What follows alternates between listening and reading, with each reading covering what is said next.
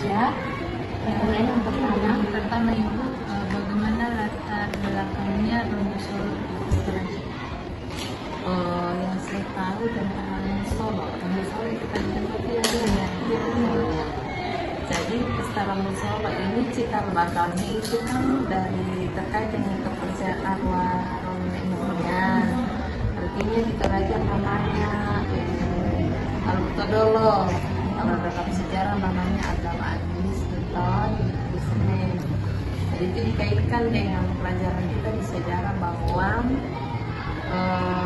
pertama kali manusia praaksara ya sebelum mengenal tulisan kan awalnya itu kan manusia setelah meninggal itu ada penghargaan terakhir bagi orang meninggal dalam artian kalau meninggal itu tidak ditaruh begitu saja tetapi diamankan jasadnya.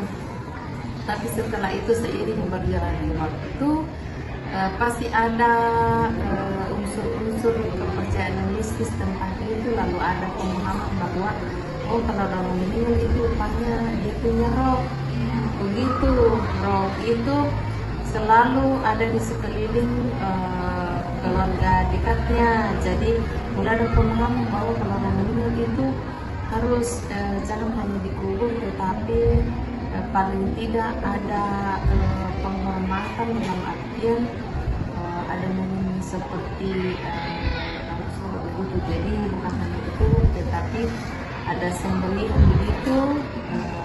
Jadi ada yang katakan di situ nih orang mau menyembelih potong-potong babi terus kerbau, karena ada juga pemahaman yang terlalu bahwa kalau orang meninggal lalu mereka tidak ada dipotongkan kerbau, babi lah, maka rohnya itu sepertinya melayang-layang, enggak jelas tujuannya, karena pemahaman Altodola itu nanti dia punya roh itu mengarah ke puya itu tujuan akhir yang sekarang dikenali berwarna surga itu. Jadi kalau tidak ada itu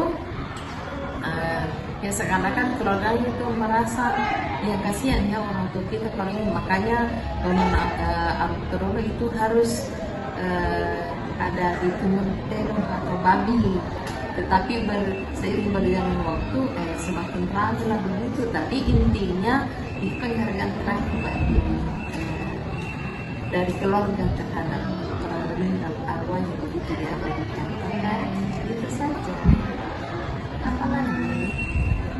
Tidak pernah kata ya, apa lagi? Bagaimana penjelasannya masyarakat dulu tentang Romo Solo? Masyarakat dulu maksudnya sebelum masuknya agama baru, maksudnya agama Kristen dan Islam. Ya saja sih maksudnya agama itu kan turun temurun dan itu berlangsung pasti lama ya, karena nanti masuk agama baru seperti kan awal itu agama Hindu, Buddha, setelah itu agama Islam, agama Kristen. Pasti pemahaman orang itu kan mengarah ke sana berulang. Itu pasti masih ada ya, jadi sangat diyakini lah, bahkan sampai sekarang sekalipun sudah ada agama modern, agama baru, tetapi pemahaman akan itu kan masih lengket ya tahu. Iya, masih lengket, bahkan buktinya sekarang orang masih serius bagaimana supaya prosesinya itu maksudnya sampai harus begini sampai marah itu pasti sampai yang mewah kan, berarti pasti ada hubungannya itu. Oke. Baik, yang ketiga itu berarti bagaimana pandangan masyarakat sekarang tentang kebudayaan yang ada? Kalau masyarakat sekarang sekalipun ya dikatakan sudah punya agama baru ya, Kristen, Islam, Katolik, dan agama Hindu, tetapi masing-masing agama kan ada agamanya, ada agama yang memang sudah menutup dalam artian sudah memang Allah mengambilnya, tapi tergantung doktrin ya katakan pribadi juga, ada yang pribadi, mungkin dari agama yang bilang sudah tidak, tetapi itu ada pribadi punya, dan memang masih ada agama yang boleh berpikir bahwa itu sebuah penghargaan tanpa paham bahwa itu sebenarnya ada hubungan dengan pemahaman al-Quran. Jadi terpulang ke pribadi dan terpulang juga ke agama masing-masing. Oke? Ya. Apalagi? Selanjutnya pertanyaan saya, bagaimana pandangan umat Kristen itu tentang kebudayaan? Kebudayaan, ya Kristennya itu baik karena itu pribadi punya, ya pribadi punya. Jadi kalau saya ngomong itu nggak enak juga. Kalau misalnya kalau kayak saya tuh Pentakosta itu sebenarnya ya kalau bahasa Toraja itu lalu kan artinya agama. Kalau ada itu kan maksudnya bukan hubungannya dengan tetapi sebenarnya dengan masing-masing daerah punya budaya. Kalau budaya Rambu Solo itu pemahaman saya bahwa sebenarnya tidak apa-apa dilestarikan semacam itu,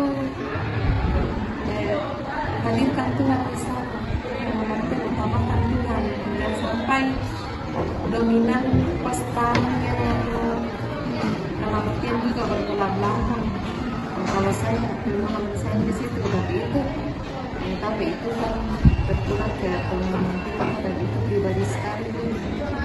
Ya, jadi kita terlalu tidak bicara, karena ada unsur nanti bagaimana kita dengan orang lain. Kurang di pribadi ya masing-masing sekalipun agama sudah tidak lagi, tapi kan amalnya budaya Lalu pertanyaan yang terakhir, Ibu, menurut Ibu apa yang dapat remaja Kristen lakukan dalam mengembangkan budaya Rambu Solo? Yang anak muda Kristen lakukan. Kalau saya anak remaja, maksudnya memang budaya itu jangan disimpan, jangan hilang. Jadi harus dilestarikan. Jadi katakan kamu anak muda khususnya itu harus kamu tahu, mengerti, dan kalau bisa kamu turunkan dulu ke generasi yang lebih belakang supaya jangan itu habis. Kalau kita tidak itu kan kita tidak kenal sendiri, jadi kita kehilangan jejak nanti masyarakat yang generasi yang di belakang kalian, belakang kita dia tidak tahu apa-apa, nanti tidak ada apa-apa, itu tidak ada apa-apa yang dia tahu. Jadi depan kita harus, dan itu harus semua harus tahu, mengerti. Kalau kamu tidak bertanya sama orang yang saya tahu, supaya itu kamu lagi ceritakan bisa turun-turun dari generasi ke generasi supaya budaya itu tidak hilang, lagi. Oke? Sekian wawancara kami hari ini bersama Ibu Lydia selaku guru sejarah di SMA Negeri 1 Tanah Toraja. Terima kasih. Terima kasih, Bu. Pada moto Kures Semangat.